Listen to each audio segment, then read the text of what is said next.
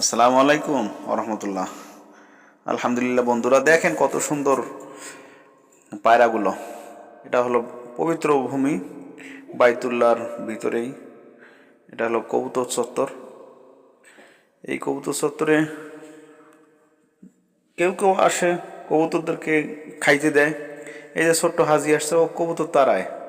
এর পাশাপাশি এর মাও কবুতর তাড়াচ্ছে, মানে বিনোদন নিচ্ছে।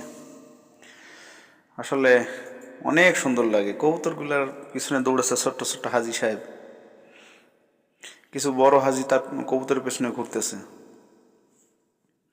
আল্লাহু আকবার। দেখেন, আর কবুতরগুলো এখানে এত নিরাপদে আছে এজন্য যে হেরেমের ভিতরে কোনো প্রাণী হত্যা নিষেধ। কেউ যদি কোনো কারণে কোনো একটা প্রাণীকে হত্যা করে, তাহলে তাকে দম দিতে হবে। দম মানে একটা কুরবানি দিতে হবে।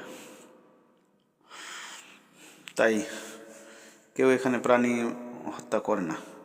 যা করতেছে তা শুধু বিনোদনের জন্য। কবুতরগুলো উড়াই দিচ্ছে। ওই হাজি সাহেব দেখেন কত আনন্দে। আল্লাহু আকবার। শুধু বিনোদনের জন্য কবুতরগুলোকে উড়াই দিচ্ছে।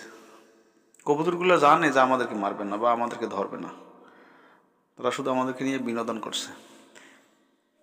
এখানে কিছু বাংলাদেশি বোন আছে যারা গম, সরিষা, বিভিন্ন খাদ্য কবুতরদের কবুতরের খাবারের জন্য বিক্রি করে। সেখান থেকে নিয়ে আমিও একটু আগে খাওয়াইলাম। দেখেন কত সুন্দর কবুতরগুলা। আবু জাহেলের বাড়ির পাশেও আছে, সেখানেও আছে এর কবুতর চত্বর। ইনশাল্লাহ দেখাবো।